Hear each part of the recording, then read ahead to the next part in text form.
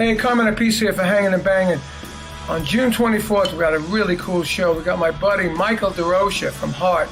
He's a great drummer and the nicest guy. He's got some great stories. And also Dennis DeYoung from Styx, right? The singer, keyboard player from Styx, one of the original guys who started the band. So he's going to be on as well. June 24th, 7 o'clock Eastern, 6 o'clock Central, and 4 o'clock over there in California. So we'll see you then, June 24th. Let's keep rocking, okay? Hanging and banging. See you there.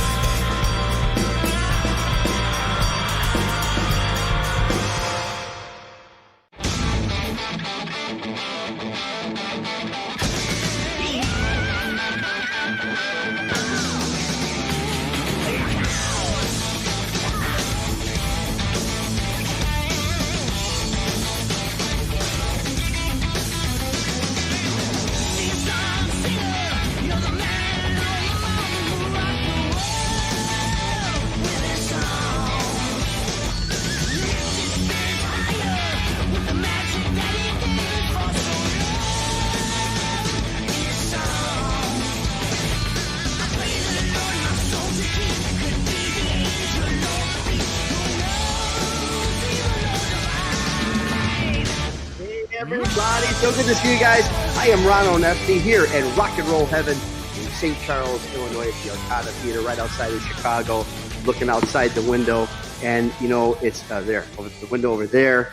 Don't let that fool you. We've got 6 inches of snow coming down right now, so we're gonna feel the warmth of our rock and roll brothers tonight. Episode 35. We are hanging and banging tonight. Artists on lockdown, and we are gonna have just another great show. Like I said, this is our 35th week, and it's been really, really incredible. We've had some really special moments, some special heartwarming moments that we've said goodbye to some brothers in arms that we've lost. We said hello to some new guys. We've talked about some great career moments, and it's really been incredible. And I'm telling you, thank you all so much. Matter of fact, I'm gonna do something we haven't done before real quick.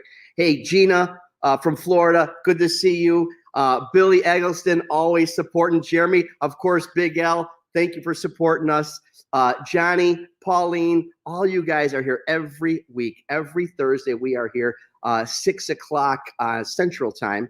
And we just really appreciate you guys supporting the show. And I got to bring my brothers. Hey, Aaron, good to see you, man. You heard it on the X. Nice. Jackie Beals, I love you. We love you. And again, Pauline, good to see you guys. So everybody, look at Anita. Anita's always celebrating and supporting us. Mila Hiles and Mary. So Brent, everybody checking in. A whole bunch of people from all over the country hanging and banging with us.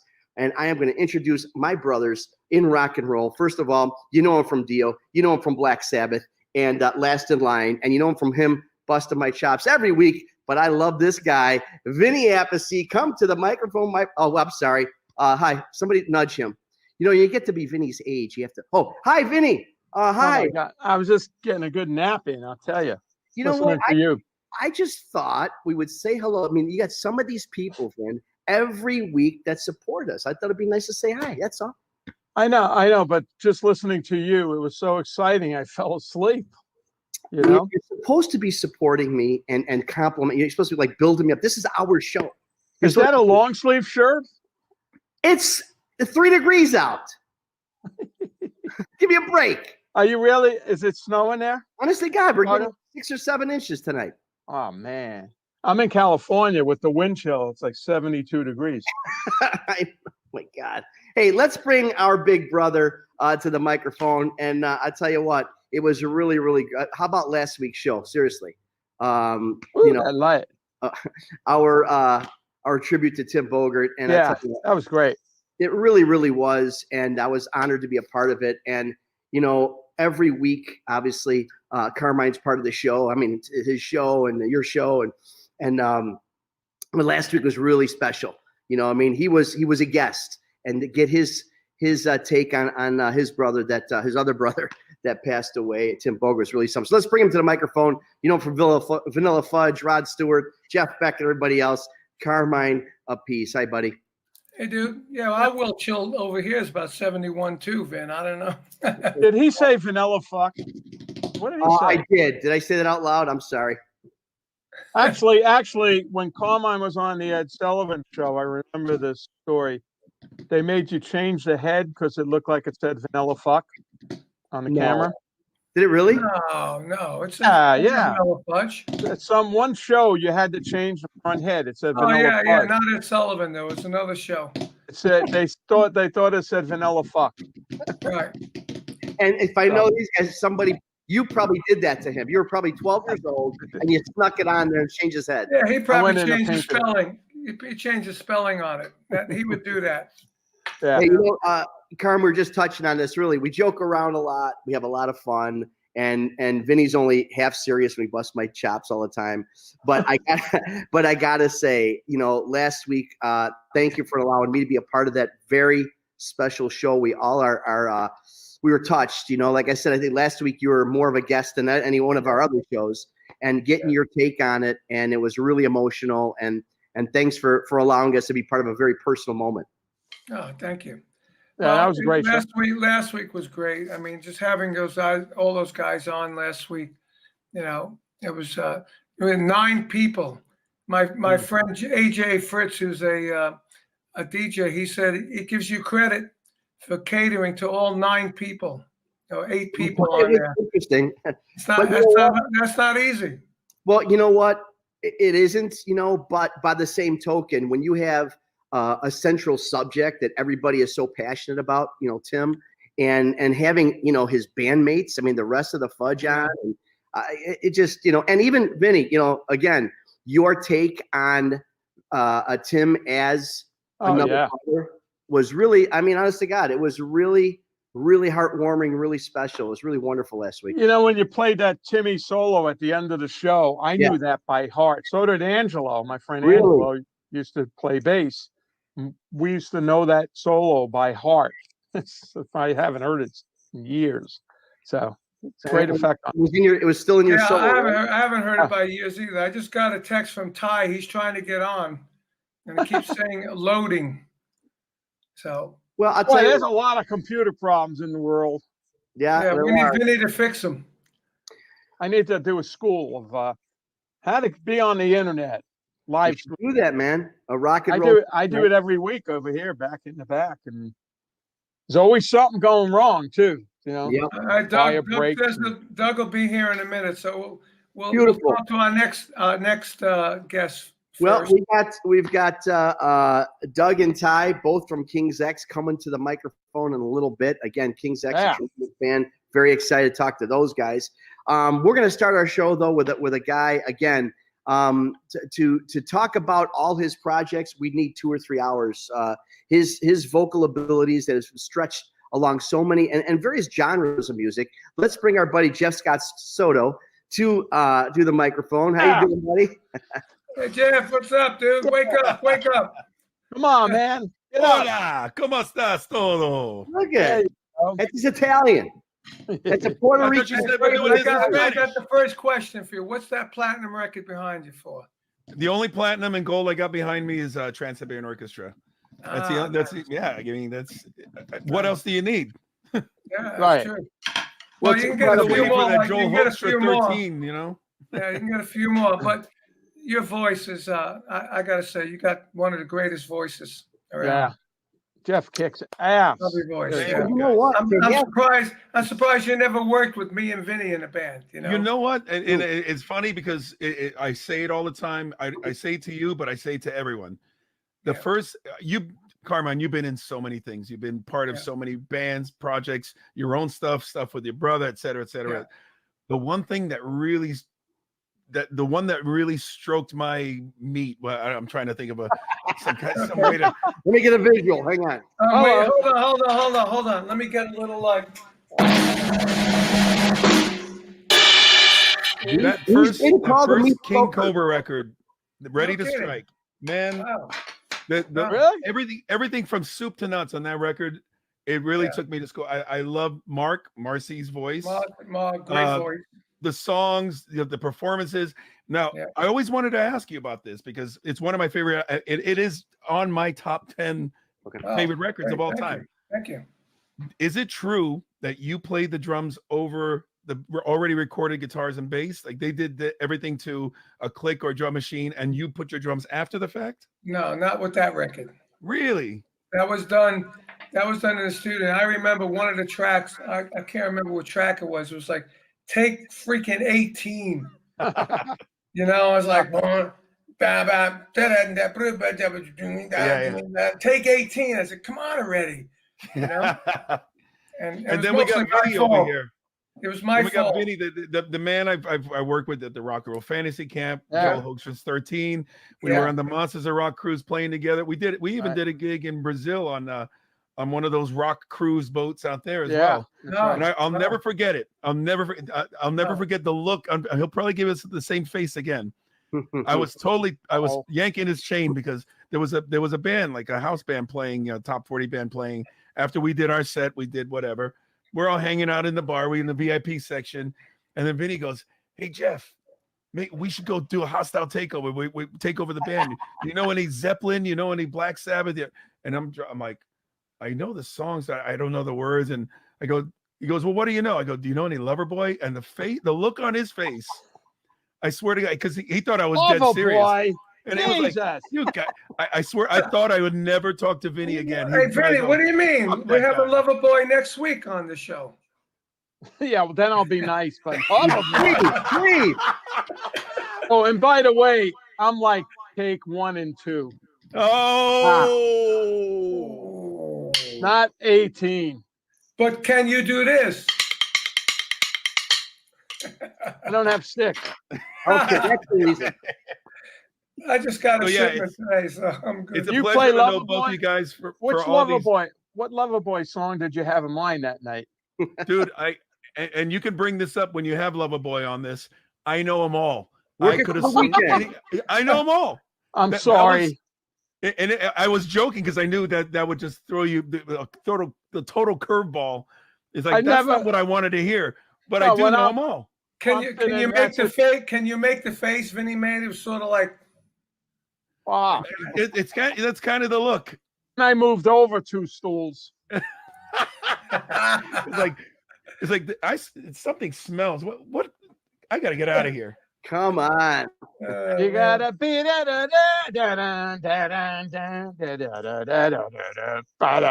it's like you'll play that.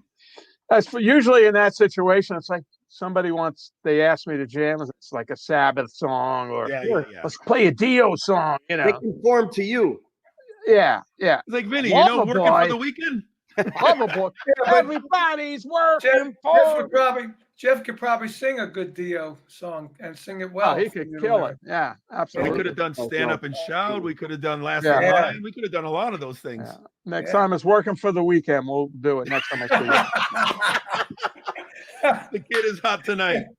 So we're going to do a Loverboy tribute band with Vinny at the drums. You got it, brother. We got to rehearse. And next time I jam with Jeff, we're going to do Ready to Strike. Yes. Right, I always love the beginning of Hunger there. Whoa! It's like, please take my money. Man, that was awesome. So Jeff, let me ask you something. 14 years you're with the TSO, and obviously a huge orchestral situation. You're with Yngwie, monster, freaking. How many Marshalls? 100, 110s do you have on stage? Back then it was just 6. Back then. Really? Well, now he's up to like 20. Seriously, that's like 26. It's crazy what he has. And now it's a wall. But they're not plugged in. Yeah. The funny thing is, I'll tell you a funny story about that. I was doing a show in Buenos Aires like 3 or 4 years ago with my band Soto, and the promoter was telling me about he had Yngwie there like a couple weeks earlier, and I said, "How was it to work with?" He goes, "It was all right. He was nice, except he was really particular about the amps." Now, on his rider, I had to supply something like 30 Marshall heads of a certain class, but they had to be the JC class 2000C Model V. Oh, yeah. In the ass.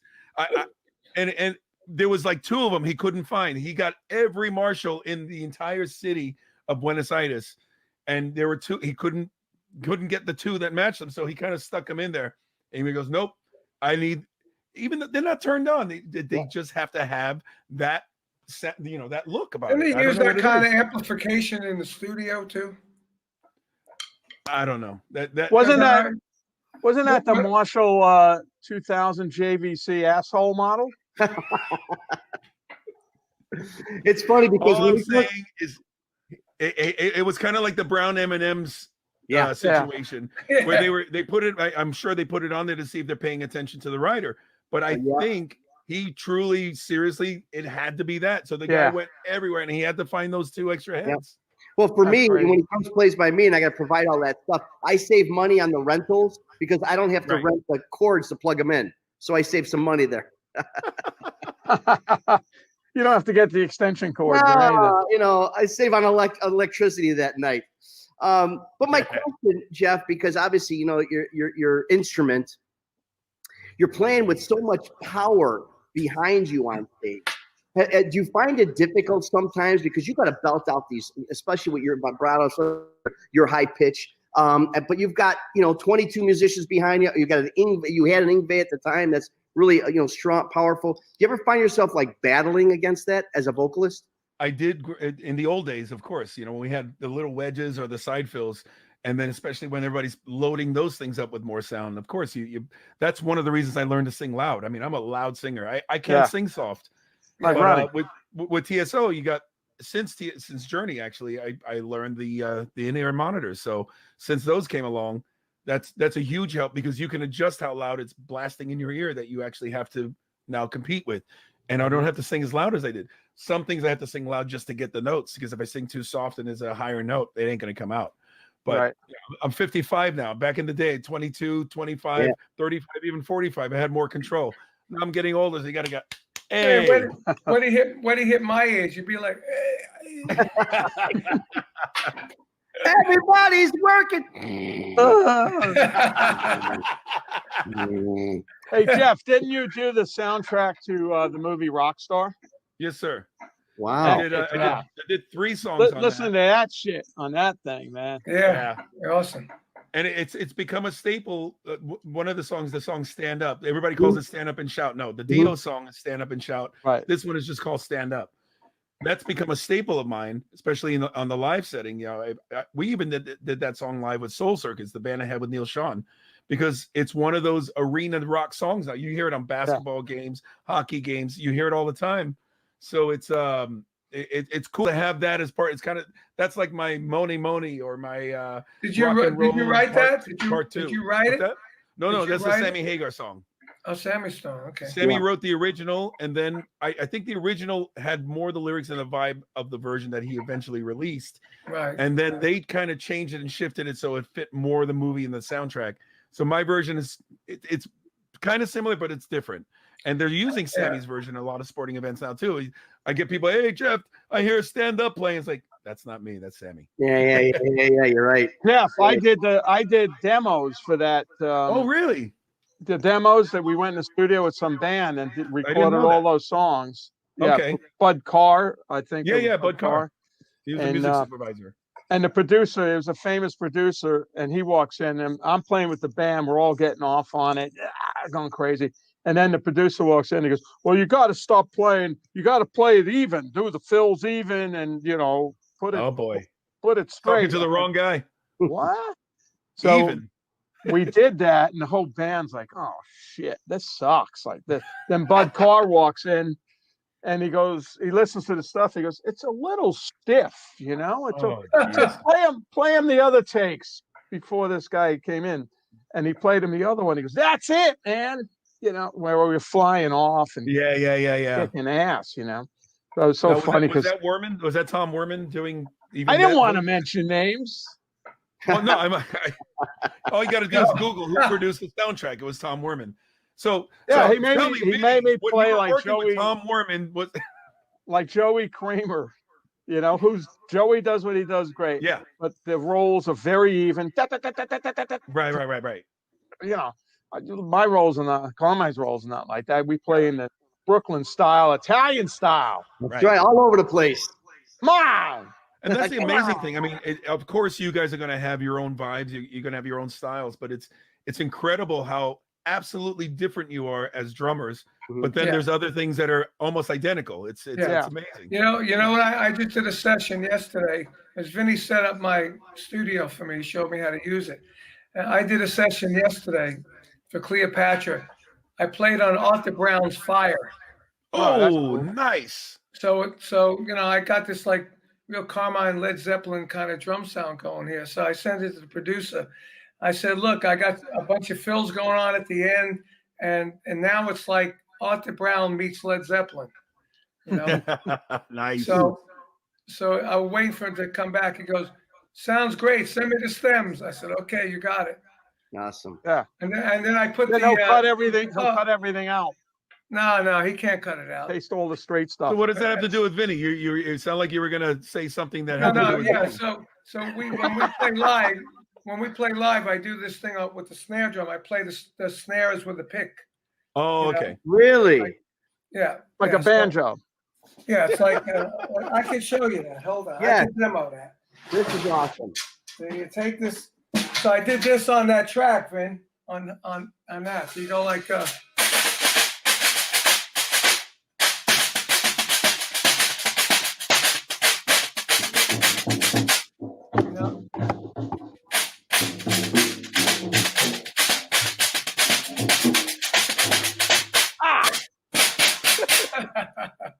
Just Yeah, man. Hold on. See, I didn't know you did that, man. That is really something to share. You know, when we do it live, we play it. When we do our show, yeah. I put it on. I was looking for my egg shaker. I was going to join in. Yeah, right on. Yeah, when we do live, I put it on a strap. I put a mic on it. And I walk around the stage with a pick, and Vinny stays on the drum. We get this cool groove going. So I was listening to it. I said, I'm going to put this on there. It was like, you know, like that. It was really cool. And the producer didn't know what the hell that was because, you know, nothing sounds like it. You know? What'd you name the track? Snare banjo or something? What? No. Guitar snare. Banjo. Because I got a mic and I got all the mics here. I got a mic in the bathroom that gets the ambience. So every time I do session or something, there's one track says bathroom. I go, what the fuck? Really? Well, yeah, I got a mic. There's a mic in the bathroom. Head. I got the mic on the back head of this. I got that too. I like it. I tried it. It's good, right? Like it. Yeah, I like it too. This is about. I don't need the bathroom mics because I got a room to put two mics in there. Vinny's actually, you guys ever call each other? I mean, they're sharing all this information like they never see each other. I know it's behind. This is really behind the scenes. There's a mic back there that I use for vocal when I do the live stream. It's a 58, and I notice when I'm recording and I put it on, I never use it to record. I use it to talk while I'm streaming. Probably sounds great. It brightens the whole thing up. So I'm going to start using that on the tracks too. That mic back there. Yeah. It just opened the whole thing up. On holy shit. When I put the bass drum mic on the back end, there's a 58 as well. It picks up the bottom of the snare and the bass drum, and it's an old bass drum. It just sounds great. And then I pan anything we can talk about? That, no. Hold on. Sorry, Jeff. When I put them by Jeff, appreciate. When I put the mic in the back of it, it really picks up the snare and the bass drum twice as much. Because Vinny's twice as loud. Yeah. Oh okay, yeah. I've had him playing behind me. I know that's true. You know what, guys? I always say this. I'm the lucky one. I'm the fan. You guys are the musicians. You guys are the legends and icons. When Last in Line comes by us, I get to be with my brother Vinny. When I had the Fudge by me, obviously the legend, Carmine, Sons of Apollo. So lucky to work with Jeff, Scott Soto. And we had everybody. We had his whole band on here. I know. Yeah, Billy, Mike. Portnoy. Portnoy hasn't been on here yet. Portnoy's the last. We got to get Billy has, George Serenian has. Of course, Bumblefoot's here every other week. Yeah. But he literally is. Sometimes it's funny. You guys remember I forgot what episode we had Bumblefoot on. I don't think he said anything. I don't think we asked him a question. I think we had 20 people on or something, but he was still on. Yeah, we said Bumblefoot. He's a hanging and banging contributor, like they say on the news. And Billy's getting to be too. Yeah, Billy's great too. But anyway, bands. Again, I'm lucky at the Arcada Theater, St. Charles. I have you guys. Have been by me several times. Another one of my all-time favorite guys that comes to the band, King's X. I'm telling you, Yeah. About the way their sound fills my theater and has everybody rocking. Nobody's sitting down. We got two of the guys right here joining us. I'm very excited. We got guitarist Ty Tabor, and we've got bassist Doug Pinnick. And we're doing this right now, gentlemen. There they are. Yeah. Woo-hoo. Everybody's got a hat on. We got to go get hats there. No, I need a ski cap. I need a ski What are you cap. guys doing, man? Just going great. That's all. Cover it up. Same. That's my. I went purple. I've gone purple. I don't know. That's good. Cool. Well, you have hair to go purple with. Yeah, I know. Right, Doug? Right? That's what I said. Hi, how you doing, Ty? I haven't seen you in so long. Man, I'm doing great. Just freezing my butt off. It's cold up here right now. Yeah. Where are you, Ty? Kansas City. Kansas City. Oh, really? yeah. It's that cold out. So we got Doug. You're in California, right? Sunny LA. It's wonderful here. Oh yeah. It's a balmy. I'm in Florida. It's degrees out wonderful there here right too. Yeah, it's Ron nice. and Ty are suffering. I got 6 inches of snow happening right outside of Chicago. And I got y'all chose to live there. Y'all chose to live there. Hang on here because Doug, I'm gonna kind of mad at you because you're born here. You're born outside of Joliet. You're one of us, and you flew. You took off on us, man. I left as quick as I could. But he left 28. a long time ago. He was in Dallas, Houston for ages too. Oh yeah, I loved it in Texas. Yeah. When did you leave here, Doug? When did you leave Joliet? 1979. Wow. Well, that's a good year to leave, I guess. Oh, that was the year after the big storm that there was so much snow that I couldn't find my car on the street.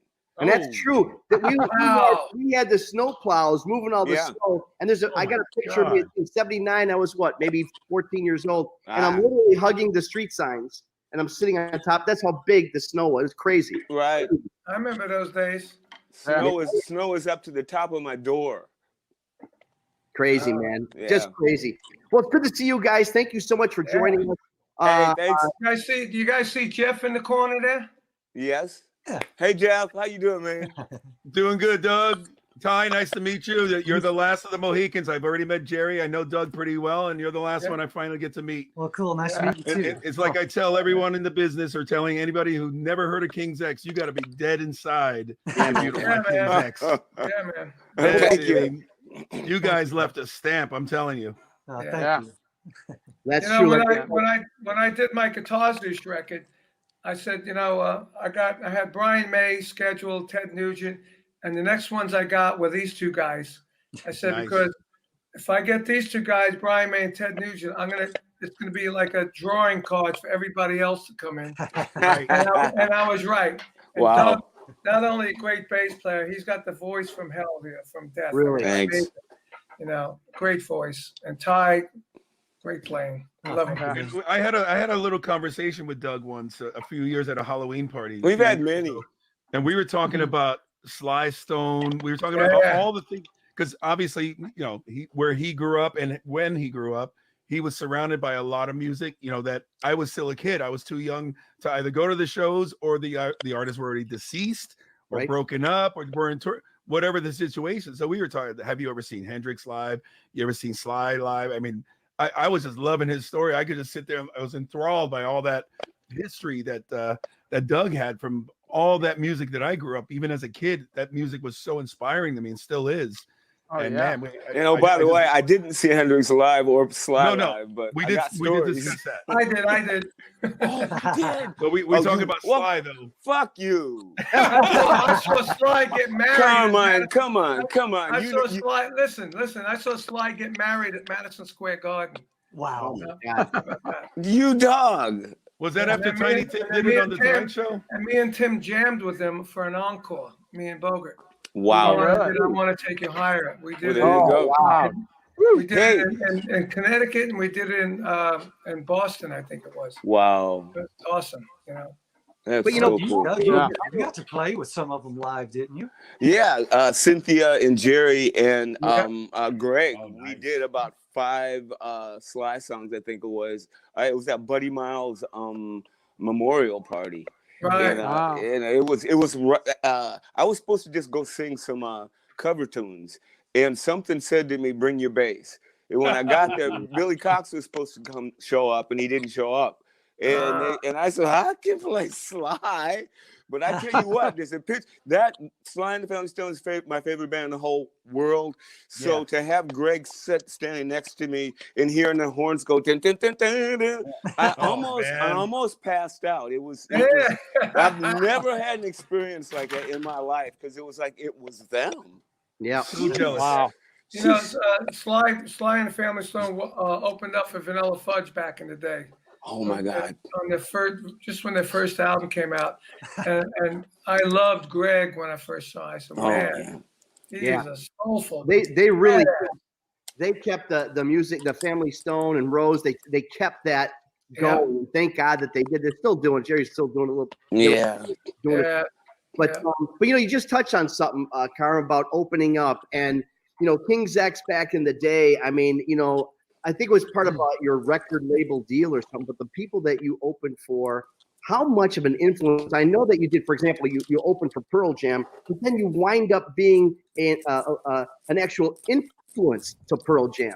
So how did all those great bands, tell me some of the bands that you opened for, because it was like crazy what you guys did in the beginning.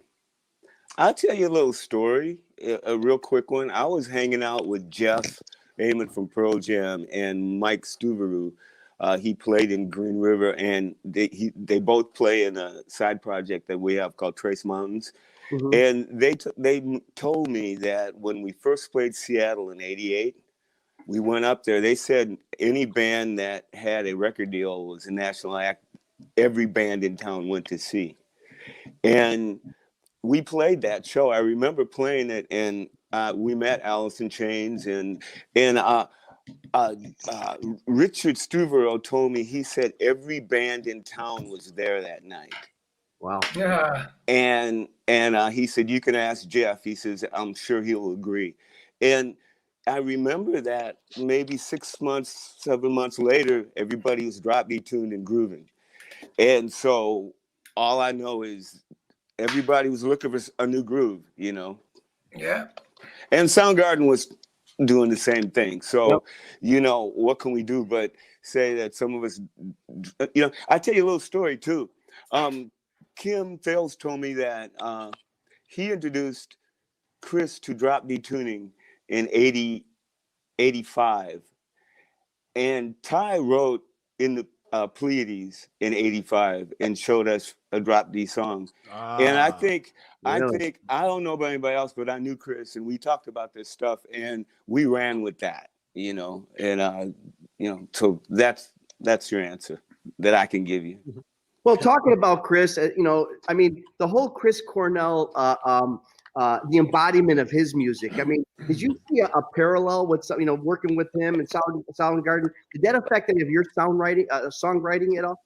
Well, I knew him a little bit, and I think we pushed each other in many ways. You know, I really, really did. We had a really long conversation when they were doing Super Unknown and we were doing Dogman, and we were laughing about how high we sing and have nowhere to go and stuff. And we both said that we both made a pact and said, let's croon on this record, sing lower, stop yelling so much. And both of those records, I noticed that we didn't do a lot of screaming up in the high thing, you know? So, you know, I got lots of stories about me and Chris. So it's you know, I miss him.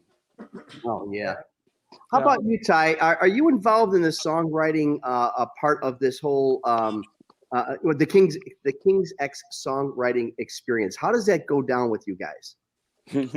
Well, in the early days, I wrote about half the songs on the album, and Doug wrote about half the songs on the album. Yeah. We always both contributed, and it was a hodgepodge of both of us. So, but is it an individual? Do you guys collaborate a lot on songs, or now more than before? Of course, we occasionally collaborate.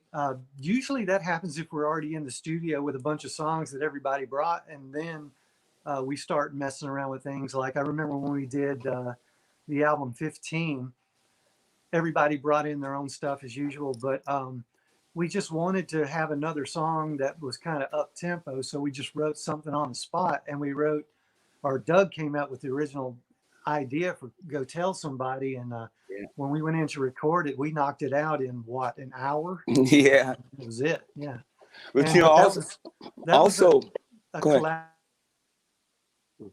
collaboration. We had all kinds of on the very first album, the only collaboration on the first album, I think, was Wonder, right?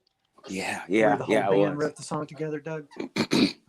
But Yeah, usually it's individual songs, and then we usually take all the songs and have a good look at them, and we're all free with changing things and stuff, and it becomes a band thing, no matter who brings it in.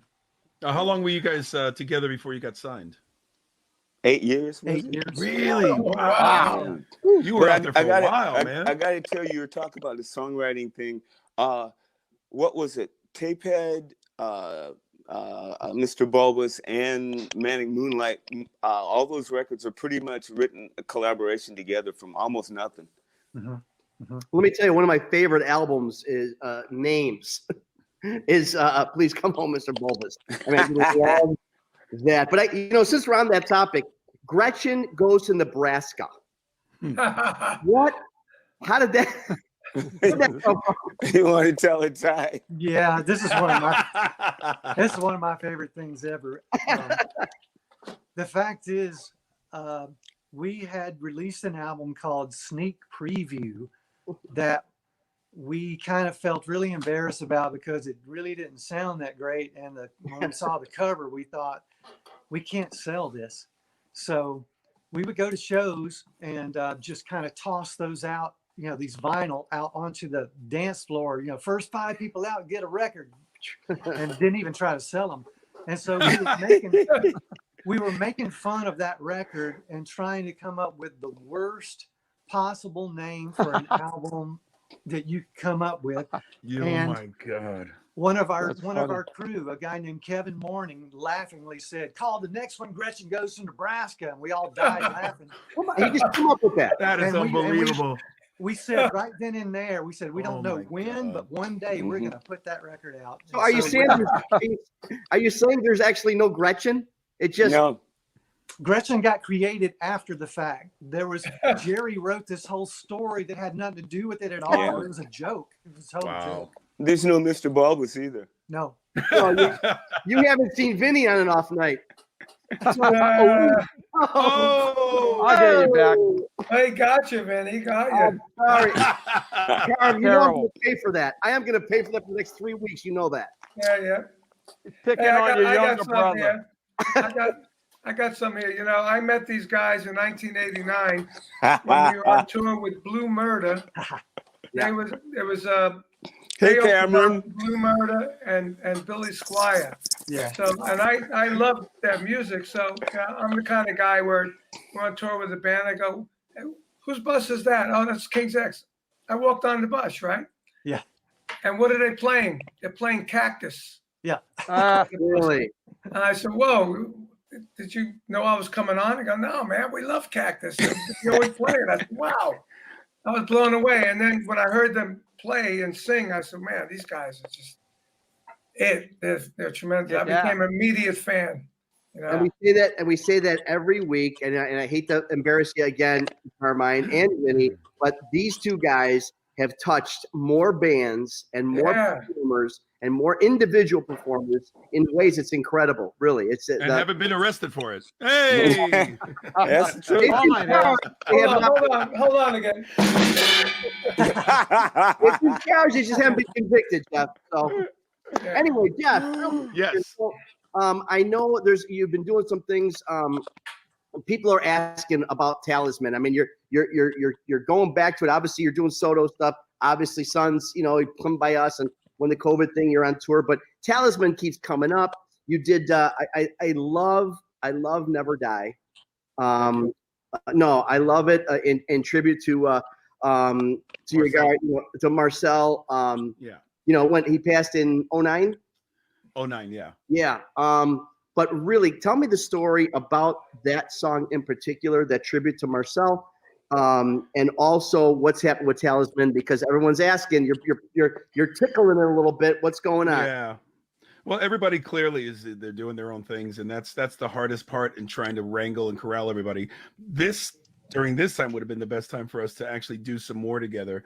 But it's kind of a mixed bag of nuts, because as much as we want to continue doing it, there's always the feeling of, should we do it? We don't want to just drag the name through the mud just because we have a body of work and a legacy of that band that we can actually move on from. But Marcel was the creator of that band with myself. And, we had a few different incarnations, but the last version of that band is the one that we're still using now.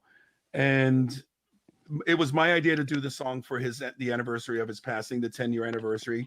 And then from there, we actually did another one. We did another tune. It just got thrown at us. I think it was the drummer and the guitar player, Pontus and Jamie. They wrote a song together, sent it to me, said, maybe you can do something with this. It came out so great. And I thought we were going to release it for Marcel's birthday that just passed the other day. But we're going to do something with it. It's got to be, the timing's got to be right. There's a few legal things tying it up as well, because when Marcel took his life, he left behind a letter for one of his best friends, who was actually our label owner back in the day when Talisman was active, and he left specific instructions to take over the estate of the band, make sure that all our royalties are taken care of, we're paid, and all that. He basically left them a note to just oversee everything. But unfortunately, there's another label involved that also feels that they're part of the original last contract, whatever. So it's a little bit of a legal dispute, and I don't want to get in the middle of it. I stay clear from it. If we do something together, I think it would be great. I think we should honor the legacy of what we did together as a band, but I'm not going to force it, especially I don't want people to think we're dragging it through the mud, and I don't want any legal wars. So yeah, it's kind of in limbo right now. But in particular, Never Die, like I said, it's a great tune and a great tribute to a great guy, myself, Jacob. But would you ever consider it, or to be blasphemous, would you ever consider, like during one of your other projects, would you ever blast that song out? Like if you were doing, not Trans-Siberian. Yeah. I know what you mean. Like for a Sun show, it would go well. Would you ever stop the world for a second and say, hey, would you ever do that? I think after the first tour, where Sons of Apollo only had one album to draw from material-wise, so we were doing a couple Dream Theater songs in just because of Derek and Mike. I think from this point onward, we don't need to do it. When we're not throwing in anybody else's bands or careers or whatever into the set. We already have 2 records, and by the time we get into a third one, we're going to be fighting on which ones stay. So I don't think there's even going to be room for adding any other stuff. But funny, I'm bringing that up, and we have Doug here because we played in 2018. We played at the House of Blues in Anaheim, and Doug came out, and I was thinking, if Doug's going to be here, and we're doing that Dream Theater song where he was a guest singer, he should be up here doing those parts, not me. So I'm up there looking at Doug in the audience singing his vocal parts, and I'm like, this sucks. Get up here, man. I wasn't getting up there. I was an overachiever. That was 20 years ago. Dude, I would have passed out trying to scream that shit now. I'm not kidding. I used to almost have a headache doing it then. Oh, Jesus. Yeah, that brings a question for me to Doug, because Doug is like, in my age bracket. How's your voice? Are you losing highs? Or I know I've lost all my highs. I lost a lot of stuff smoking weed, but when I started using the filter and started taking care of my voice better, it's been coming back, and nice. It's like now it's kind of like back to a place where I can do this, except I don't know how long it'll last. You know what I'm saying? Yeah. It's like I haven't sung in a year, so I got my falsetto back, everything. So I guess same here. They say give your voice a rest, but I'm 70 years old too, so it ain't gonna work like it used to. That's just a youngster. However, on the new King's X, Doug does some of the baddest vocals he's ever done in his life. Some of the best ever on the new King's X. Hey, Ty, I want to ask Ty, when you guys, because obviously everybody brought their own songs in or whatever, or even collaborative, how did you know when it was a Ty song to sing or when it was a Doug song to sing? How did you discern which ones were? Was it based on the mellowness of the vocal that it needed to come across, and then Doug just came in and crushed it, or? I think it just depends on the song. I think in the past, I would end up singing stuff if Doug didn't feel comfortable with it, or okay. And because I would always rather Doug be the first choice because he's the singer. Right. That's a But it good also idea.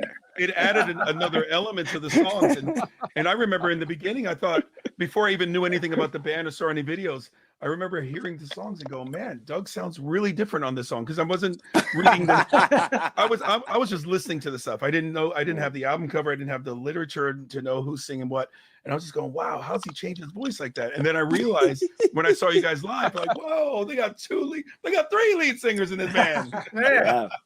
Yeah, Jerry's a great much harmony better singer than I am.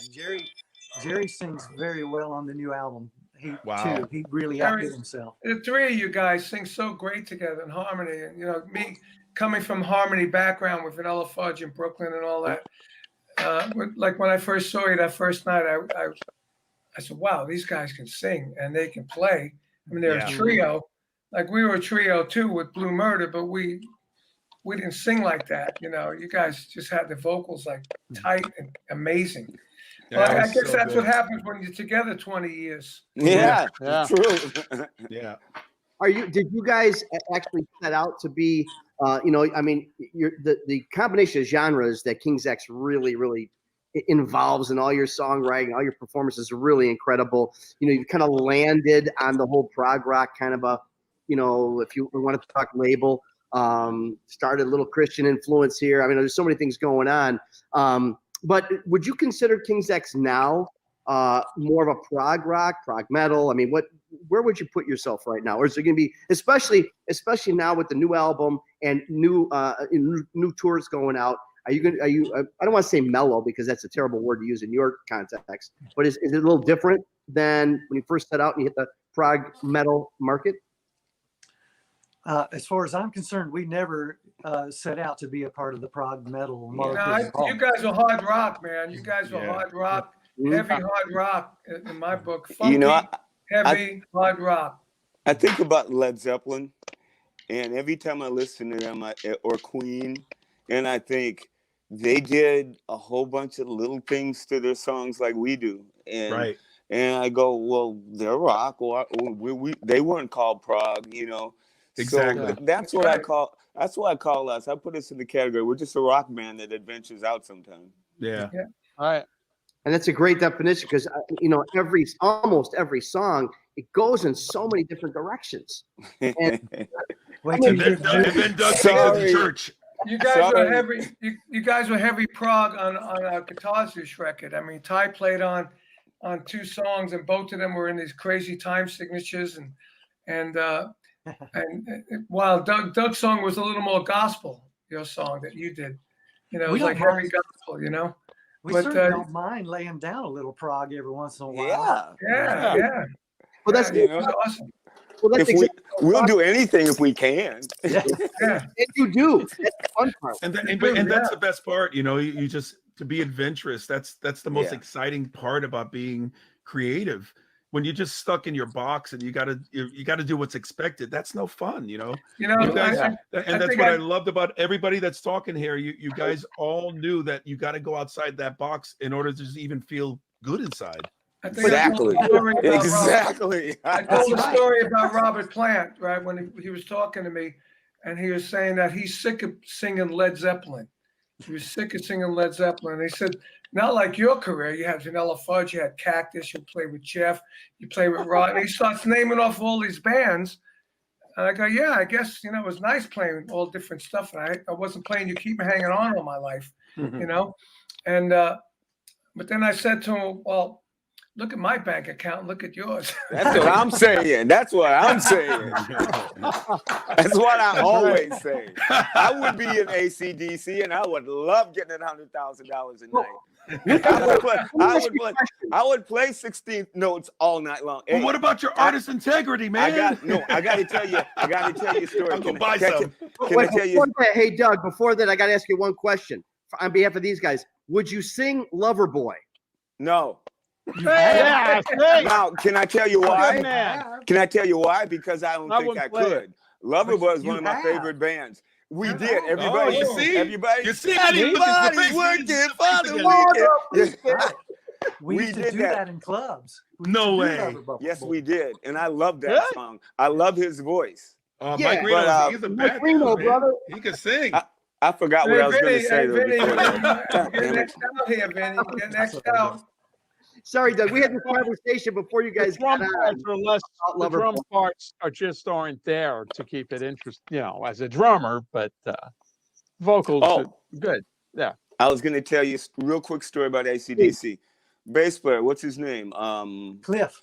We were on tour with AC/DC and we were in England. And Cliff asked me to go with him to this bass store. It was like a boutique ma and pa like bass place with all these really crazy basses.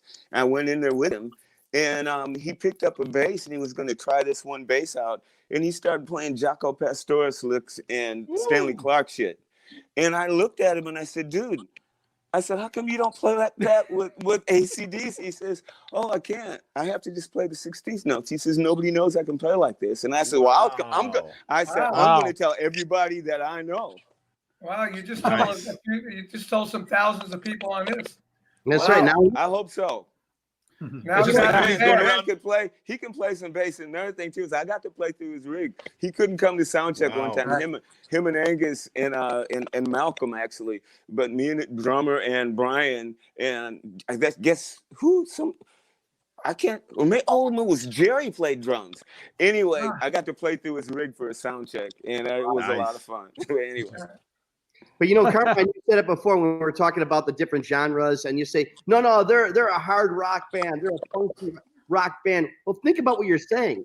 Funk and rock wasn't together at the beginning, but look what they've done. They took funk, rock, and made it heavy metal. It's amazing.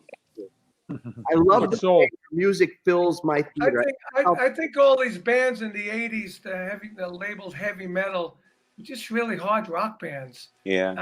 I don't know where that label really started, when I went to I consider Metallica and that's metal. That's heavy metal. Yeah. But like, Dio and Ozzy and all these guys, you guys, Cactus, rock. Way back then, AC/DC, Deep Purple, it was all hard rock, Led Zeppelin, hard rock. But where does metal come in? Like the Shredders, where does that come in as far as you're concerned? Well, all that heavy metallic guitar sound like Metallica. That buzzsaw kind of guitar sound. Where the drummers, the drummer don't follow the bass. The drummer don't follow the bass. He follows the guitar. Iron Maiden and Judas Priest, the Godfathers. Oh yeah. They started metal. That's where it really started. Yeah. Absolutely. Hey, tell me a little bit about the new project, the new album on King's X.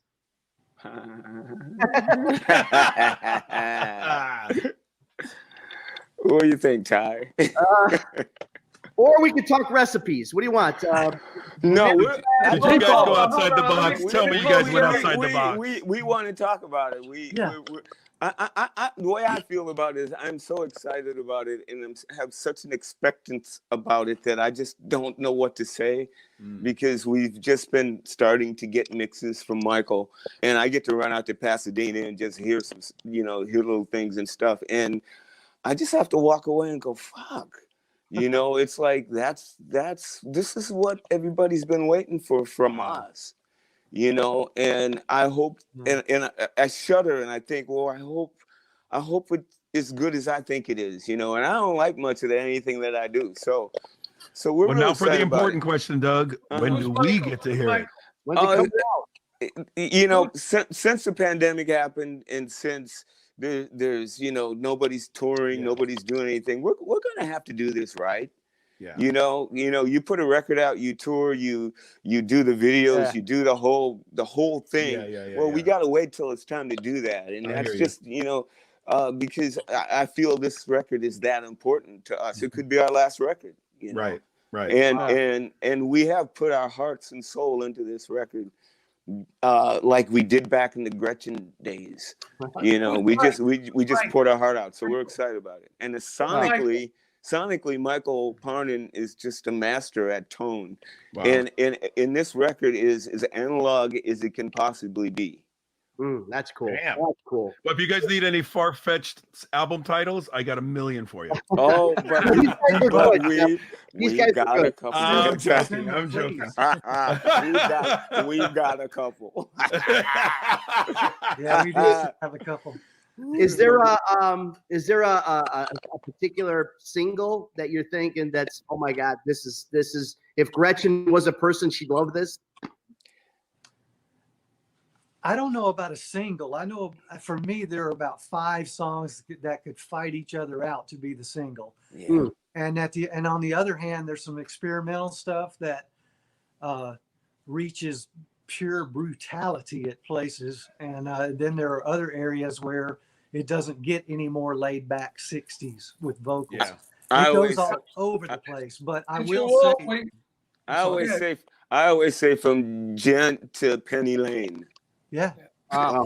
Wow. And it's That's a everybody spread. stepped up so much further than anything I ever expected.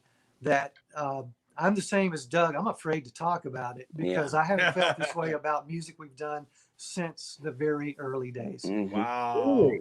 Were you in the studio all together? Were you in the studio together to record it? Yeah. Like in one room? That's the way. And you did analog? Yeah. Well, Analog, there's some 2K. digital involved. It's just that all has to be. signals getting there is as analog as possible with a lot of warmth. Yeah, like when we did our guitars, we did it all analog. Remember those days? Yeah, nobody. To use them, we had the tape machines running. 2-inch tape. Yeah. Well, I and wish- even today, those tracks sound tremendous today. Yeah. Because Oh, you can't Analog. beat it. You really can't beat it. can't And a beat it. lot of can't. people are going back. And I tell you what, some people we've spoken to that during this pandemic situation, they're really thinking it's giving them more time to think about that and spend time on the analog process, which we're going to see a lot of great new music. I mean, it's, we hope that there's an upside to everything. And the upside to the pandemic is, I think we're going to get a lot of great new music out of it. Mhm. And most people don't realize the reason why an album costs it so much, because you if you're lucky, you fit 3 songs. Maybe King's X were able to squeeze 4 in because you guys sometimes. When you stripe, One. sometimes when you stripe the tape, you it's a $350 piece of tape. had- you get 3 We songs. had You got to buy all the Vanilla saves Fudge and had- masters. We had 8 songs on an album. Vanilla Fudge, 8 songs. Yeah, that's Every what we song used was to do. like 8. 6 minutes, 4 minutes, 5 minutes, 6 minutes. Yeah. Wish we Plus, could do there are that nowadays. multiple takes. You may Right. fill up a whole reel with one song. Absolutely, Yeah. that's true. I can't imagine Sons of Apollo doing one. We probably have to do have to string 2 machines together with one long ass tape. Yeah, right. You get those guys running like, oy vey. Where do Jeff, I sing in here? Where are we? We've talked to a couple of, Billy guys about the Sons, but what is the status of Sons with regards to recorded music? Have you guys got something coming out? Work on some new stuff?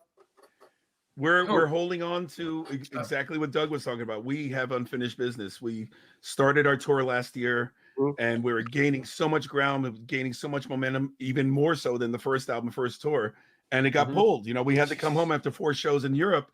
Wow. And I think the main consensus, we decided we want to tour for that album. We did a great record. Our second record, so good. If we go and do a third one, not only that one gets forgotten about because of the whole pandemic thing, but now we got 3 albums to choose from doing live stuff. And there's no way you can do all the songs you want to do in a live set. Well, we can, but it'll be like a Bruce Springsteen night. Everybody be like, by the end of the show. But Thank you. we owe it to that record, and we owe it to ourselves in making that record, that we want to be able to go out there and do our unfinished business. So that's the first. We're not going to do any new music until we do that tour, until we do the MMXX 2020, whatever you want to call it, the name of the album. We do that tour, get that out of the way, then we can dive into with the whole fresh incentive of doing album number 3. Well, I'm looking Are forward. you just doing that to sell the old T-shirts? I would. Portnoy actually made a funny joke about that, because obviously the posters, they already amended it. We got the big purple poster, spent a lot of money. We just crossed out the O and put a 1. I love it. I'd buy one. There you go. Hey, So by we're the gonna way, do it with a red Sharpie. yep. I mean, it's like that for everybody. I'm sure Vinny's been doing some last in line. We have a new Cactus record ready to go, and and it's like, what are you gonna do? You got to wait till something opens up where we'll be able to. I've just been throwing albums out galore because I don't know when I'm going to be able to tour again. So in the meantime, I'm staying creative and just churning it out and doing what I have to not only stay alive, but just to keep everybody excited about new music. But you guys are a different story. You know, you guys, all you guys here, you guys have something that's in the can that needs to harness what you know, that energy that you put behind it. So I get it. Well, I could tell you from a venue standpoint, and you know, the people in my part of the industry and all we're talking, we're feeling really good about August, September, October. I mean, we really are. So, you know, what, of next year? Next year? No. Well, Cheap Trick just announced their Australian tour. Cheap Trick's going out, I think, at the end of April. They're starting their Australian tour. So because Australia's they've got no cases, they're opening it back up in the next couple months. Yeah. Why? Because they wear masks. So you know what I'm saying? I'm saying we need to book an Australian tour ASAP. Everybody go to Australia. Hey, guys. One good thing about us all being old, we may all get the vaccine sooner. I got mine. All right. What about you? Have I got mine? Yeah. No. Me too. A lot of people don't want to get it. I know. Here's the way I look at it, and I might be wrong, and I hope I'm not, but I've never been inoculated in my whole life from the time I was born. I was born in 1950. We were too poor, and they didn't do it. So I don't get anything. I hardly ever get sick. I've had the flu 3 times and 4 times my whole life, you know. So even when I go to the doctor and tell them that I haven't, they just say, you must be immune. I'm hoping that. I take care of myself. I eat right. I pump enough stuff in me to give me everything I need to keep my immune system up to par.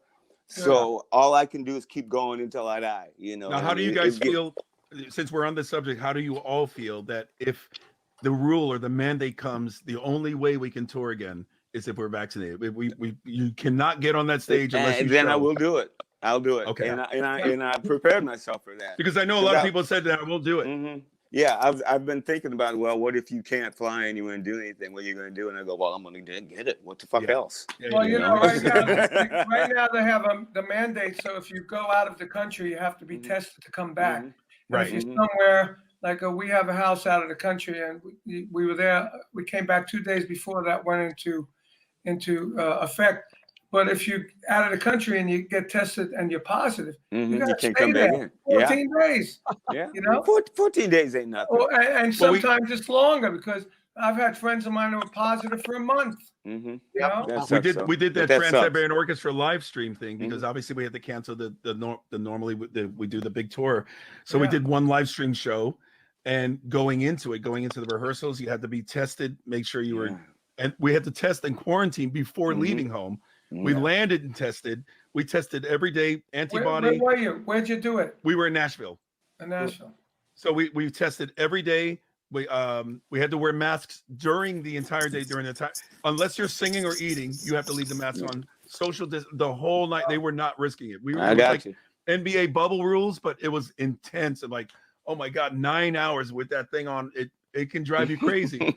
And then so it was the same thing. I had to get a test before I got on the plane to come home. I got a test when I got, like 5 days after I got home as I quarantined. It was, it's the rules, man. You gotta know. Yeah, well, I just figured when we get to that point, I'll do it. For my birthday, we had to drive back for my birthday. And I was there. And you were. And Lindsay, ex, she made sure that she made me get tested before we could have the party. So, you know, I mean, I'm not against it. I'm just too lazy to get up and go do it.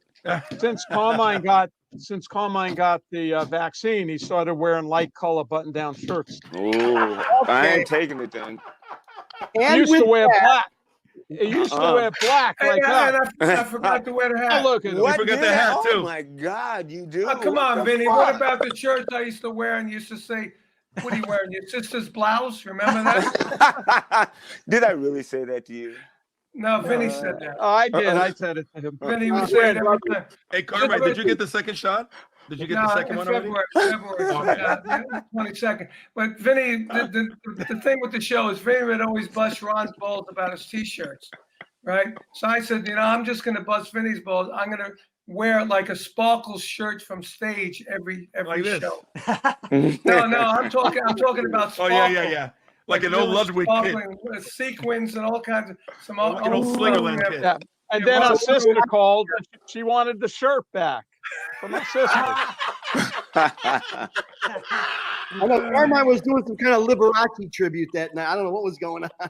And then our guy Steve Love, who's producing this show, he said, "Man, wear some light color shirts." So I'm wearing a light color shirt. Why? What kind of advice is that? What the hell is that about? Did you play any Loverboy? We got Loverboy on next week. Give us a break here. I love them. I know all their songs. Vinny didn't want to play any. Tell that guy I love Came up with a new poster for the show, and there's a fucking acoustic guitar in it. Yeah. I said, "Who the fuck plays acoustic guitar with everybody that's been on this show?" We do once in a while, but come on, Maybe- an electric guitar. Maybe Bumblefoot. Maybe Bumblefoot had an acoustic guitar once. I Yeah, tell but him it's, play out to be our opening number instead of that other. you got to have an electric guitar first. Yeah, without a The doubt. answer, my friend, is blowing in the That was a wind. good Yeah. Now getting all the backstage stuff of the show going. See, Right? the reason I bust Ron's balls about his shirt is because they're not really legal shirts. they are. If you notice. Look at that. It's like a Oh yeah, the Sons of Apollo Lion King's on. X shirt. Yeah, that's that's King's real. That's shirt official. and This is fucking square thing. That's when we toured together in '87, right? Awesome. out of respect to our guests. This is Yeah. you think this would be a I good want one. Me too. That's Oh awesome. no! You I still could like order them after the show.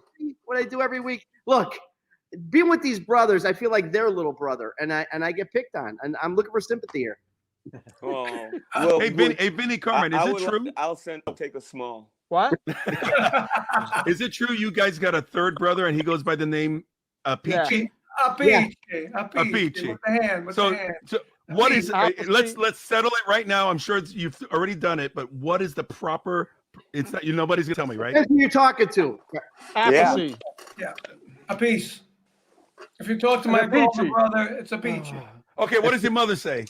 Or his mother said? She passed away. She doesn't No. say anything. That's why I said. What did your mother say? What What did your father say the name was? Apathy. Okay.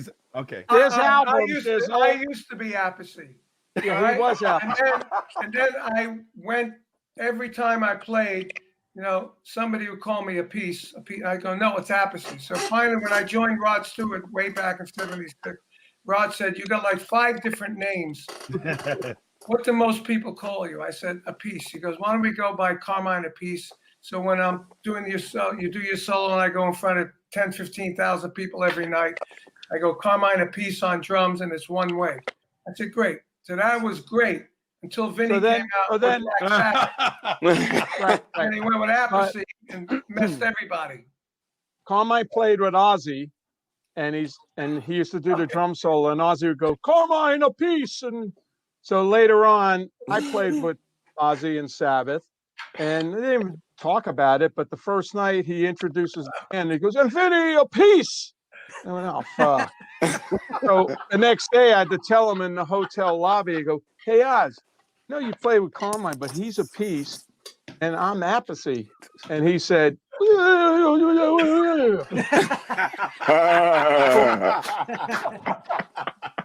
the next night, he introduces me, and he's all nervous. It's like he's really nervous. He turns to me, he goes, "And Vinny, apathy," and he got it, but he was all nervous. I'm like, "Wait, you're the boss. It doesn't matter. Call me an asshole. I'm still gonna be there the next night." Well, on the Monsters of Rock cruise when we played together, we were introducing you as Vinny Apache. Remember? Hey, how are ya? Hey, how? Oh, and he was doing the Indian drum thing. Vinny Apache. I did a movie called Black Roses. I was in the movie playing drums, and they said, "You got 2 lines in the movie. What's your character going to be?" I said, "How about Vinny Apache?" So you see the credits at the end, Vinny Apache, and my name next to it. It's hilarious. Nice. Well, you guys, thank you so much, man. This is the kind of fun we have every week, every Thursday night on Hangin' Bangin' here with these 2 guys. Ty Tabor, Doug Pinnick, what can we say? Thank you so much. God bless you guys. Yeah, thank you guys. With the Hey, new thanks, man. album. Thanks for coming, dude. Ty, I'll be in touch. Doug, I'll be in touch, bro. All right. All right. You too, Jeff. Everybody, we need you to slam that share button, that like button. Tell everybody you know we're here every Thursday night. Artists on Lockdown, Hanging and Banging. Our guests tonight, Jeff Scott, Ty Tabor, Doug Pinnick. I'm here along with the drum monster, Vinny. I don't know what his name is tonight. And Caroline. Thanks for being with us. We'll see you guys next time. Good night, everybody. Bye. Hey, how are ya? Hey, how are ya? Now that was fun.